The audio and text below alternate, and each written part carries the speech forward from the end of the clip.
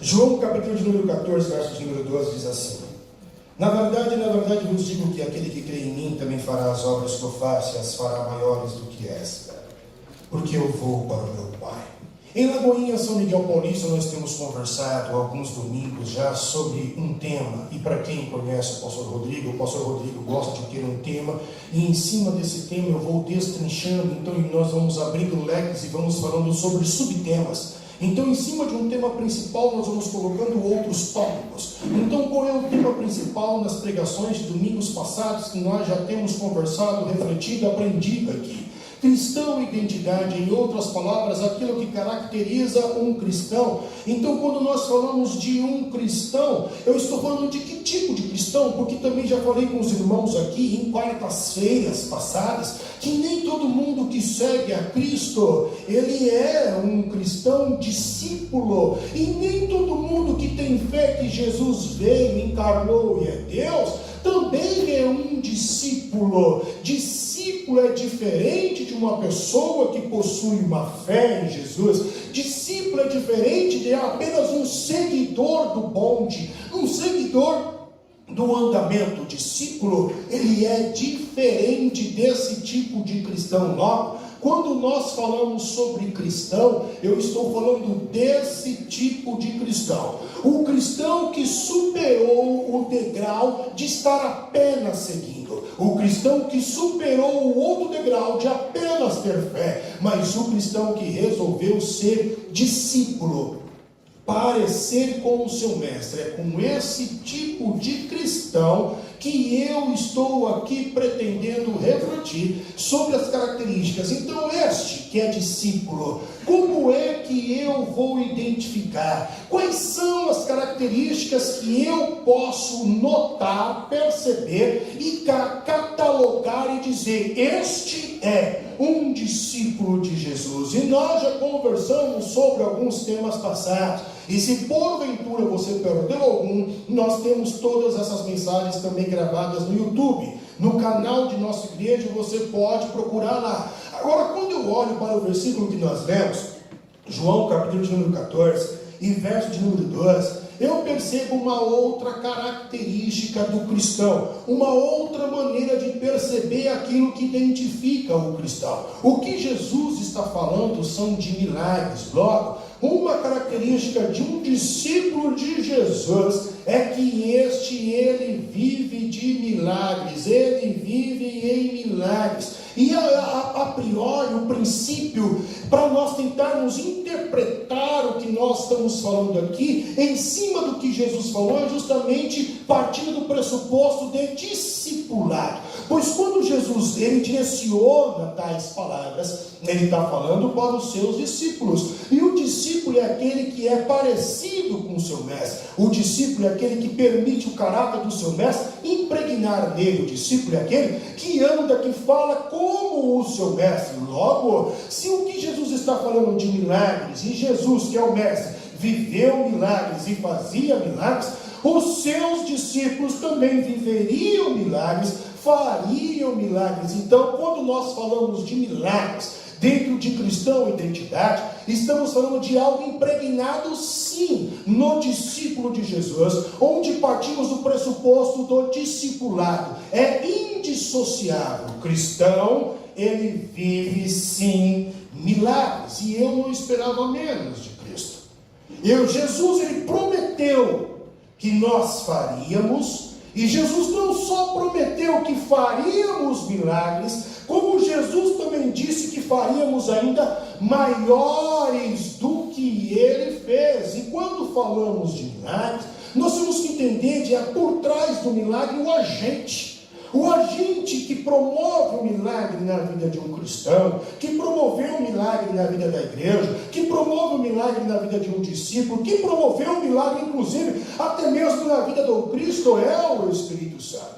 O Espírito Santo, um dos vieses, um dos objetivos, um dos propósitos pela qual ele é enviado à terra é para operar milagre. Se não fosse assim, Joel, o profeta, não teria profetizado no capítulo 2, verso de número 28, que diz: E há de ser, depois derramarei o meu espírito sobre toda a carne, e vossos filhos e vossas filhas profetizarão, os vossos velhos terão sonhos, os vossos jovens terão visões, e também sobre os servos e sobre as servas naqueles dias derramarei o meu espírito, e mostrarei prodígios no céu, na terra, sangue, fogo e colunas de fumaça. Então observa, quem é o agente prometido para exercer o milagre? O Espírito Santo. E quem é que traz o Espírito Santo? O próprio Cristo. Tanto que vem Mateus, no capítulo 3, verso de número 11, e ele coloca as palavras de João Batista, que vai vir um após ele, que vai nos batizar com o Espírito Santo e também com fogo. E o próprio Cristo disse: o Espírito do Senhor está sobre mim, porque o Espírito do Senhor me ungiu para apregoar as boas novas, e libertar os cativos, e expulsar aqueles que estão oprimidos, que estão oprimidos pelo diabo, e curar os enfermos, e trazer visão aos cegos. Então quem provoca os milagres na vida de um cristão é justamente o Espírito Santo. Ele é o agente de milagre. E o interessante é que quando falamos sobre milagres, estamos falando de algo que está relacionado a poder, estamos falando de algo que está relacionado ao sobrenatural, estamos falando de algo que faz parte do campo do uau, do campo do espanto, do campo do alumbramento, do vislumbramento, do campo onde você passa a temer e passa a tremer também quando acontece um milagre. Como aconteceu, por exemplo, em 1 Samuel, capítulo de número 12, verso de número 18. Então invocou Samuel ao Senhor, e o Senhor deu trovões, a chuva naquele dia, e por isso todo o povo temeu sobremaneira ao Senhor e a Samuel. E todo o povo disse a Samuel: roga pelos teus servos ao Senhor teu Deus, para que não venhamos a morrer, porque a todos os nossos pecados temos acrescentado este mal, de pedirmos para nós um rei. Então qual é o universo do milagre? O universo do milagre é o universo do sobrenatural, que pode provocar temor, que pode provocar medo. E quando falamos de sobrenatural, estamos falando daquilo que é desprovido do natural, de um recurso natural. Então quando chega na última, se despede, não tem mais o que nós fazermos. Vamos fazer agora simplesmente aqui algumas coisas para deixar cômodo. Você já pode se despedir. Quem é que entra agora? O sobrenatural, porque não existe mais recurso natural. E quando nós olhamos para os milagres, eu percebo que existem finalidades. Milagres não acontecem só por acontecer. Quais são ou qual é a finalidade ou finalidades dos milagres? Para que tem que ter um milagre? Por que oramos às vezes para que milagres possam acontecer? A finalidade ou as finalidades parte do pressuposto: primeiro, temer e conhecer a Deus. Deus não vai fazer milagres a bel prazer se não for para o conhecimento dele, para que se caia temor acerca dele, como escreveu Paulo em 1 Coríntios capítulo 14, verso de número 22, de sorte que as línguas, ele fala das línguas estranhas, do dom de língua, de sorte que as línguas, elas são um sinal para os fiéis, não são um sinal para os fiéis, mas elas são um sinal para os infiéis. Então para nós é normal alguém falar em língua estranha, nós sabemos que isso é poder de Deus, nós sabemos que isso é dom de Deus, sabemos que essa língua é uma língua de fogo, mas para nós isso aí não surte tanto efeito. Mas para alguém que não conhece Deus, pode cair a percepção: Deus de fato existe. Então para que serve milagre? Para que você pede um milagre na tua vida? O objetivo tem que ser um. O objetivo tem que ser um só, para que caia esse temor e para que o povo possa conhecer que existe Deus. Esta era a oração do salmista. Todas as vezes que eles entravam em guerra, todas as vezes que eles eram levados cativos, nós vamos ver que o povo de Israel, depois os salmistas relatam isso. Senhor, julga a nossa causa para que percebam que o Senhor é Deus. Alguns chegam até zombar de nós, dizendo: onde está o teu Deus? Então, para que servem milagres? Eles servem para que se caia temor sobre a humanidade, para que o coração duro seja despedaçado, para que haja conversão genuína, para que Deus possa ser glorificado, para que Deus possa ser entronizado, para que Deus possa ser percebido, para que Deus possa ser conhecido. É para isso que serve o milagre, não é para satisfazer o meu ego, não é para satisfazer propriamente dito uma vontade minha, não é para satisfazer o meu desejo, mas é para glorificar o nome do Senhor. Então, qual é o real objetivo de um cristão pedir o milagre? Para que serve o milagre? A segunda finalidade: para comprovar que Jesus, ele era quem ele diz ser. E isso é tão verdade que João, ele escreve no capítulo 20, verso de número 30, dizendo: Jesus, pois, operou também na presença de seus discípulos muitos outros sinais que não estão escritos neste livro. Estes, porém, foram escritos para que creiais que Jesus é o Cristo, o Filho de Deus, e para que, crendo, tenhais a vida em seu nome. Então, para que serve o milagre? Para que caia seu temor, para que Deus seja conhecido, e para confirmar que Jesus é o Deus encarnado, e ele era o Messias prometido, o desejado de todas as nações. É para isso. Então, quando olhamos para a cultura judaica, Jesus não faz simplesmente milagres para se aparecer. Existe todo um contexto cultural, histórico, de fé por trás dos milagres de Jesus. Quando Jesus cura um leproso, quando Jesus ressuscita um morto, quando Jesus ele domina e expulsa demônios, tudo isso era crença dentro da sabedoria judaica, onde só o Messias poderia realizar determinadas coisas. Dentre estas, expulsar um demônio. Quem é que tem poder sobre espíritos malignos? Só Deus. Quem é que pode curar um cego de nascença? Pois um cego de nascença, segundo a crença judaica, aquele que nascia cego era porque tinha um pecado naquela criança. Então Deus castigou ou os pais ou aquela criança. É por isso que os apóstolos perguntaram: quem é que pecou, este ou aquele? E Jesus diz: ninguém pecou não. Isso aí aconteceu para glorificar o nome do Senhor, para provar que ele era o Messias. Pois se só Deus pode dominar o reino espiritual, bem como fazer determinados tipos de milagres, então estes que está curando, este Jesus é Deus encarnado. Então para que serviam os milagres? Senão para cair temor, senão para trazer o conhecimento de Deus, e senão para revelar o Cristo. Mas houve um momento em que João o Batista, ele precisou confirmar. João Batista, quando estava livre, estava cheio da fé. É igual alguns de nós, que quando está no bem bom, está cheio de fé.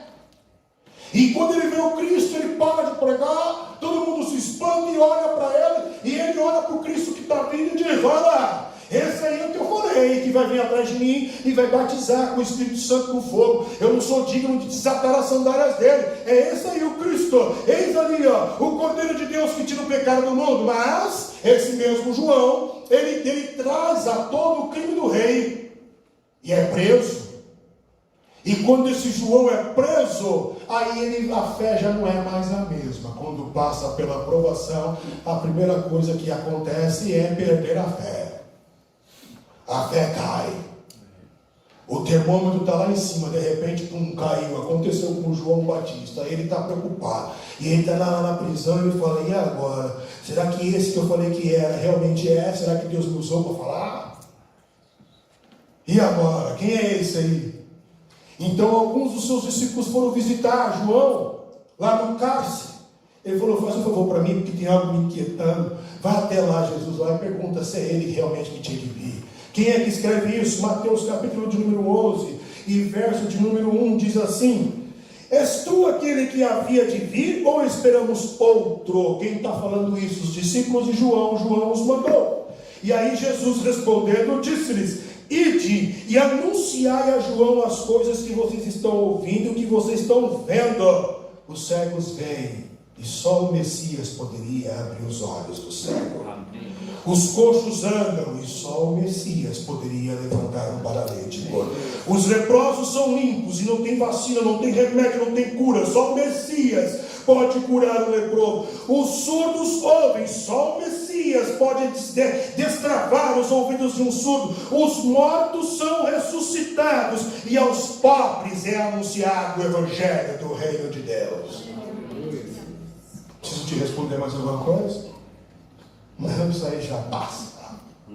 E os caras voltam para falar então com João Batista. Não, você está certo, você foi usado por Deus naquele dia. Não é porque houve um levante, não que Deus não te usou. Não, Deus te usou, João, fica tranquilo. E a Bíblia é um livro lindo. A Bíblia é um livro recheado de milagres.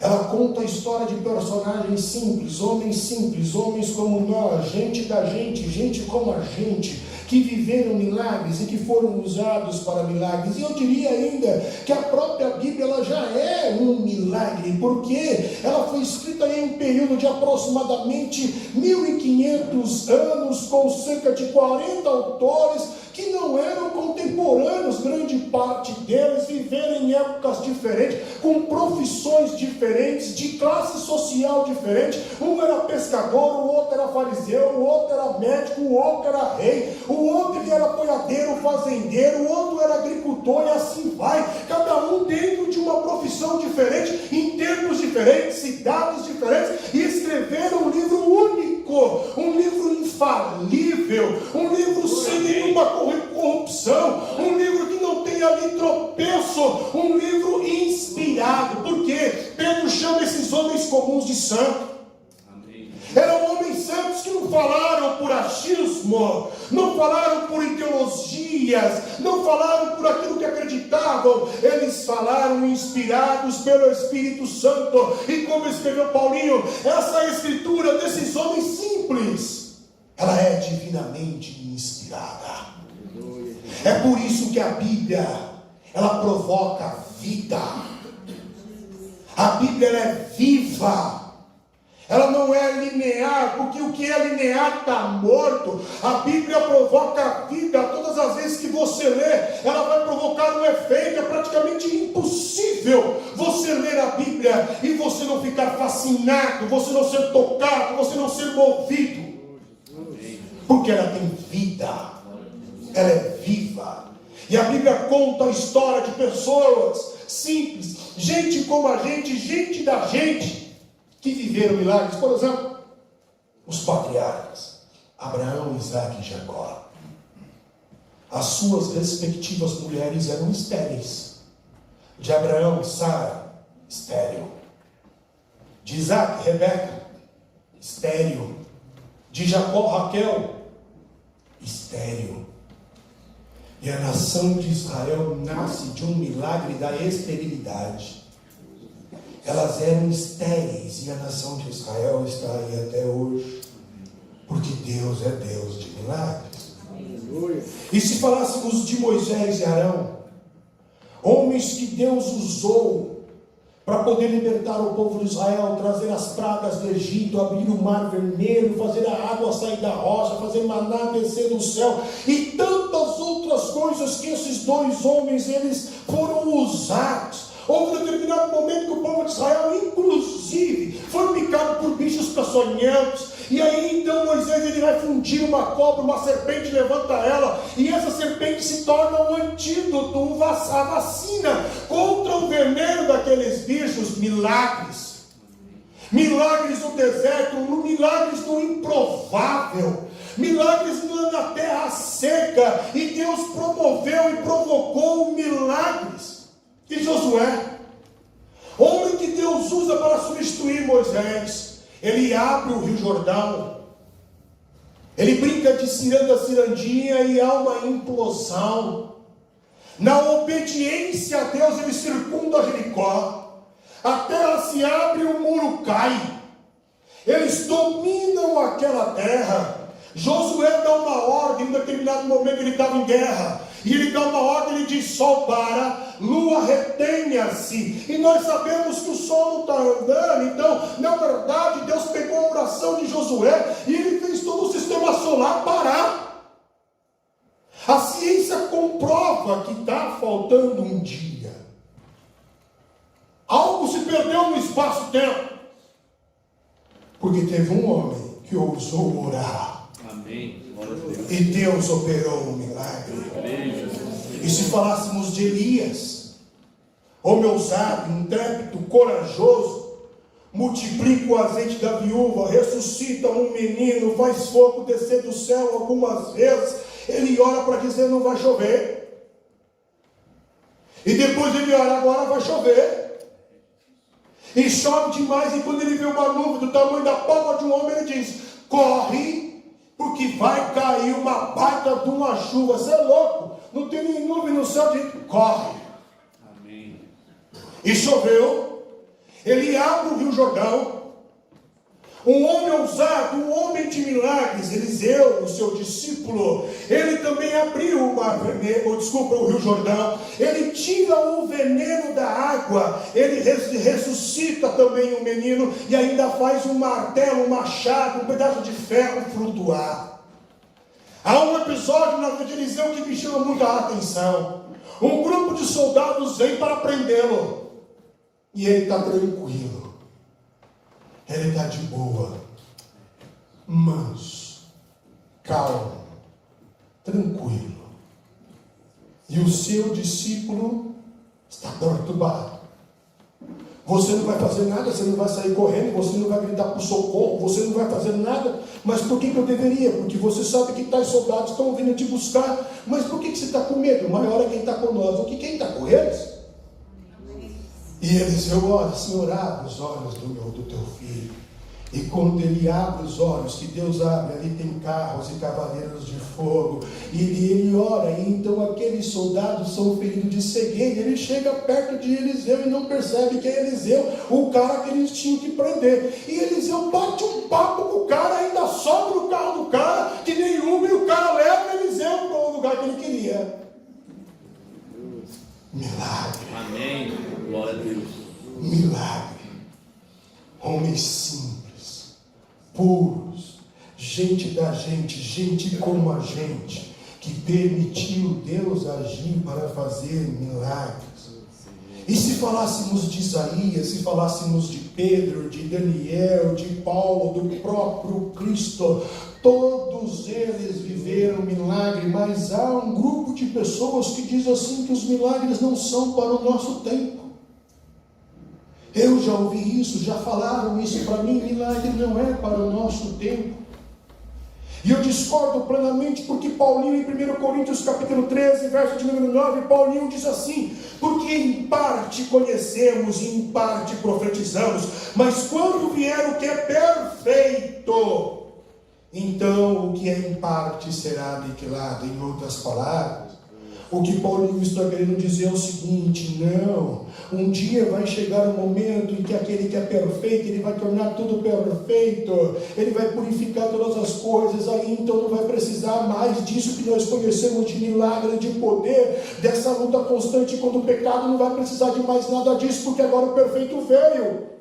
Mas enquanto ele não vem, você e eu vamos viver milagres sim, porque Jesus está vivo. Tanto que em Hebreus capítulo 13, verso de número 8, o escritor de Hebreus, ele é enfático em dizer: Jesus Cristo, ele é o mesmo ontem, ele é hoje, e ele será eternamente. Ele há de fazer milagres por cada um de nós. Igreja Batista da Lagoinha é uma igreja de milagre. Nós começamos numa garagem.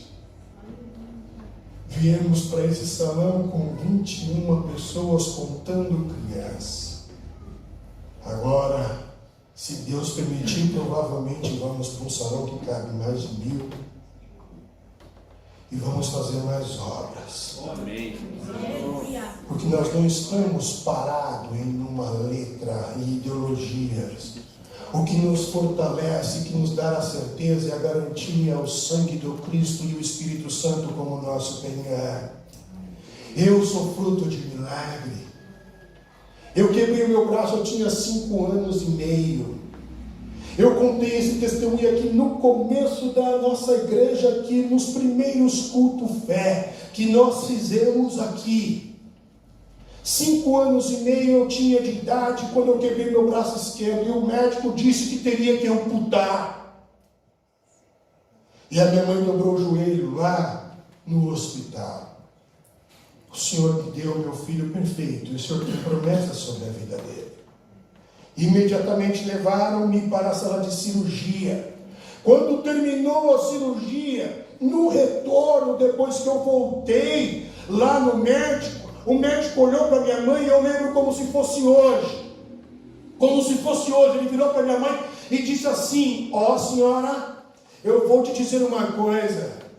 Eu não sei se a senhora tem fé, eu não sei em que a senhora acredita, mas eu posso te garantir que esse menino tem um anjo forte. Porque pela primeira vez na história aqui, das minhas cirurgias, do meu profissional, a minha mão eu não consegui controlar. Eu perdi o controle da minha mão. Então eu acho que esse menino aí, ele tem um anjo muito forte. E aí a minha mãe virou para ele e falou assim: o nome do anjo desse menino é Jesus, e é o mais forte que tem. Deus é Deus de milagres. Eu vi milagres acontecer na cabeça do meu irmão, no ouvido da minha irmã. Nas viagens missionárias que eu fui, eu vi milagres acontecer. São Miguel Paulista, eu já testemunhei aqui na nossa igreja. Quantas pessoas transformadas, milagres. Deus está vivo, Jesus está em nosso meio e Ele vai continuar operando milagres. Amém. Porque faz parte do nosso DNA. É cristão, é seguidor de Jesus, é discípulo de Jesus, vive de milagre. Amém. Vive de milagre. Por isso você pode falar: pastor, ir para um salão daquele com um aluguel, o inicial é 50 mil. Você não está com medo, pastor? Hoje não mais. Porque não fui eu que comecei essa obra. Foi Deus. E dele é o querer. E dele é o efetuar. Eu não tenho nada a ver com isso, a não ser obedecer.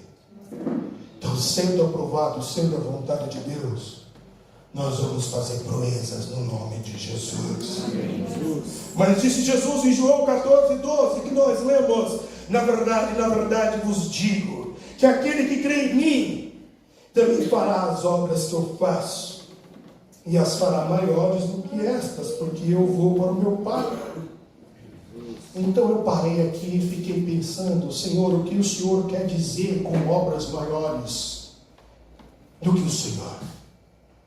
Será então que eu vou curar mais leprosos do que o Senhor? Que eu vou ressuscitar mais mortos do que o Senhor? Que eu vou abrir olhos de cego mais do que o Senhor? Como é que eu devo interpretar a sua expressão? E existem 3 linhas de pensamentos acerca da interpretação das palavras de Jesus. E a primeira é: a expressão fará obras maiores do que esta quer dizer quantidade de milagres. É a primeira linha de pensamento, a primeira linha de pensadores. Quantidade de milagres, porque quando Jesus ele diz que vocês farão obras maiores do que esta, Jesus está falando para uma comunidade de discípulos, que fizeram discípulos até chegar em mim e você. Logo, assim como os apóstolos, nós também somos discípulos. E sim, em mais de 2000 anos de história, de discipulado, a igreja já fez mais milagres do que Jesus. Outra linha de pensadores, de pensamento, é que a expressão fará obras maiores do que esta, ela é interpretativa. Por exemplo, Jesus andou sobre o mar e alimentou 5.000 peixes, ou 5.000 homens, tirando mulheres, tirando crianças, alimentou 5.000 homens.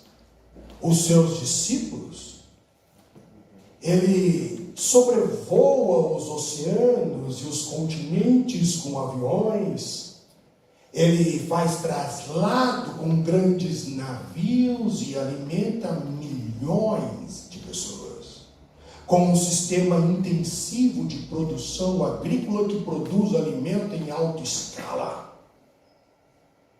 Seus discípulos fazem cirurgia de gêmeos siameses. A primeira cirurgia de um gêmeo siamês foi feita por um médico cristão.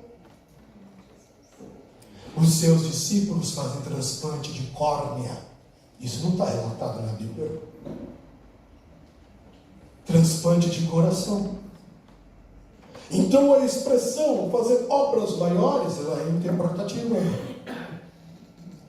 Jesus agiu de um jeito, os seus discípulos têm outros meios para fazer obras similares ou maiores.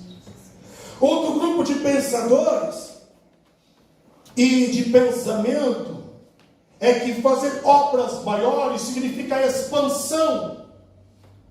Porque quando olhamos para Jesus ele estava num pequeno país chamado Israel, dentro de um subcontinente chamado Oriente Médio. E Jesus se limitou ali, a Israel, tanto que João diz que ele veio para o que era seu. Ele mesmo, no relacionamento com a mulher Ciro-Fenícia, ele diz: não é lícito tirar o alimento dos filhos e jogar aos cães. Eu vim para a casa de Israel. Quando ele envia os discípulos, ele diz: não ande pelo caminho dos gentios, só dos judeus. Eu vim para a comunidade judaica. Jesus, poderíamos dizer que veio para aquele povo, Israel, e que os seus discípulos receberam a ordem de levar esse Cristo a outras nações. Ide por todo mundo e fazer discípulos, ide por todo mundo e pregar o evangelho a toda criatura. Então, quando falamos obras maiores, poderíamos dizer também a expansão do reino de Deus. Quem expandiu o reino de Deus é a igreja. Os seus discípulos fazendo assim obras maiores. Logo, você é um milagre. Eu sou um milagre. Não somos apenas um milagre, somos alvo do milagre de Deus.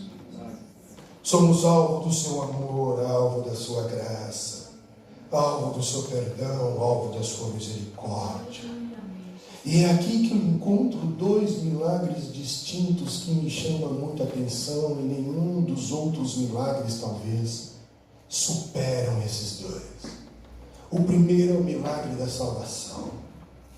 A salvação é um milagre, porque estávamos na condição de criminosos, rebeldes, na condição de mortos em nossos pecados, em nossos delitos, e Ele nos amou quando éramos mortos, quando éramos pecadores, quando éramos inimigos seus. É nessa condição maltrapilha que Jesus vem e nos ama, e nos atrai com amor eterno, e nos coloca no lugar que deveríamos estar desde sempre, que é os braços do Pai. A salvação é um milagre, não tem milagre maior que esse. O segundo milagre, ou o segundo maior milagre, é aquele que aparece na frente do espelho.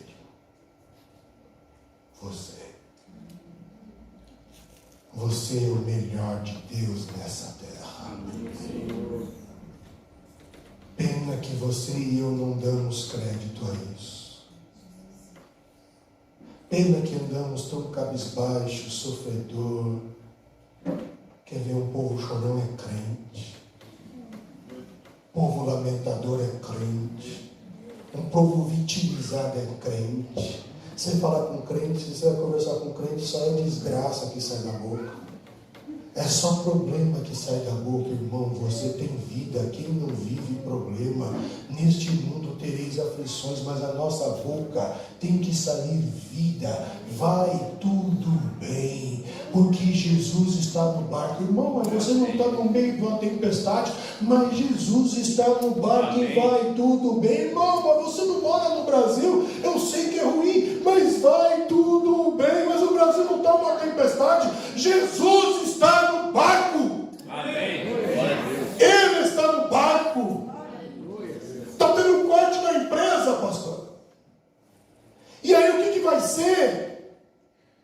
Se você ficar desempregado, Jesus vai te ajudar, te auxiliar, Ele vai abrir portas, Ele não vai deixar você desamparado porque Ele está no barco. Jesus é o fiel amigo que não te abandona. Você é o maior milagre.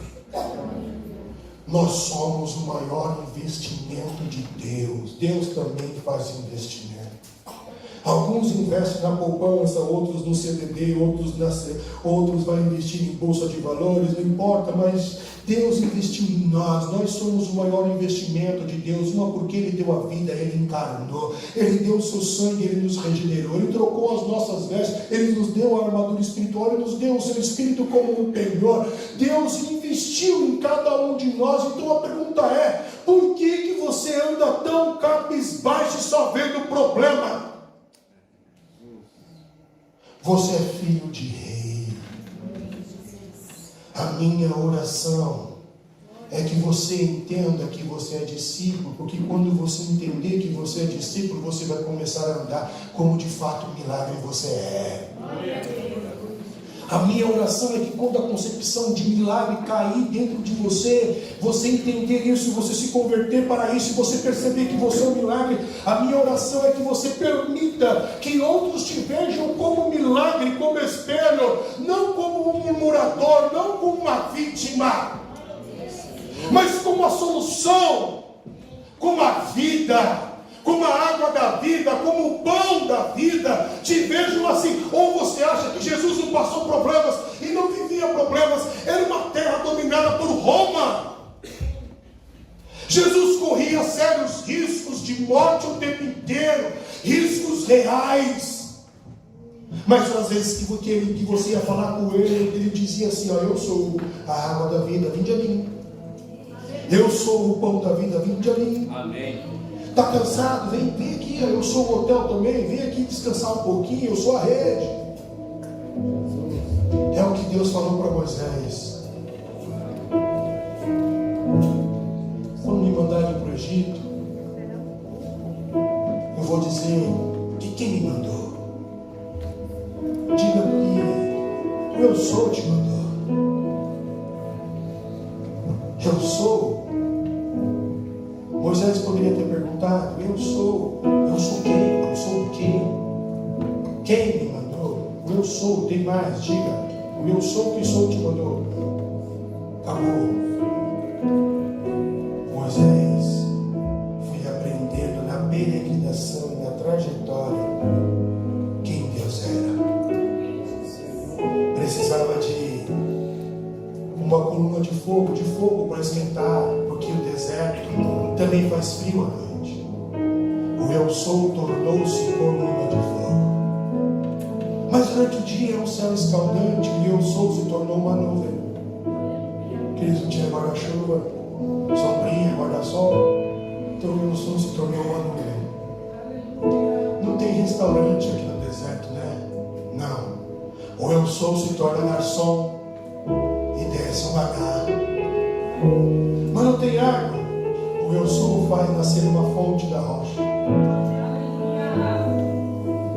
Eu sou o que você precisa. Eu sou tudo. Eu sou pleno. Eu sou na tua vida. Por isso que,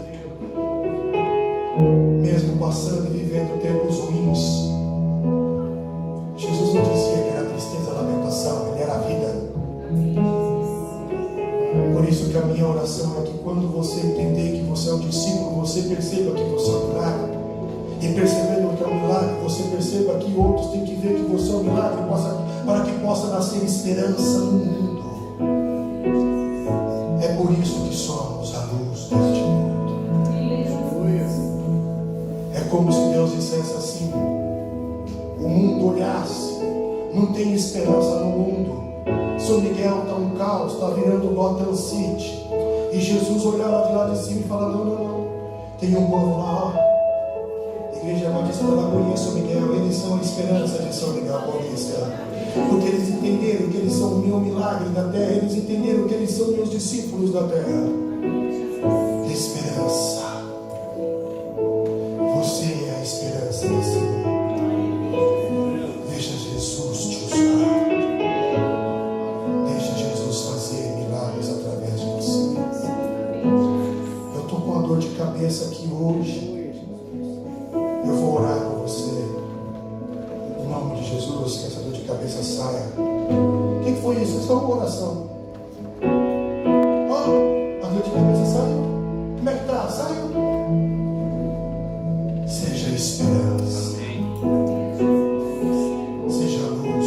Seja sal. Seja água. Seja o amor. Seja o braço de quem precisa do abraço. Seja o aperto de mão de quem vive só. Seja o pai do órfão. Seja o esposo da viúva. Seja generoso. Revele Cristo. Que as pessoas se constrangem a olhar para você, vendo Jesus em tua vida. Você é o milagre de Deus. Ele investiu dentro de você. E que você possa compreender isso. Para que São Miguel Paulista, onde você for,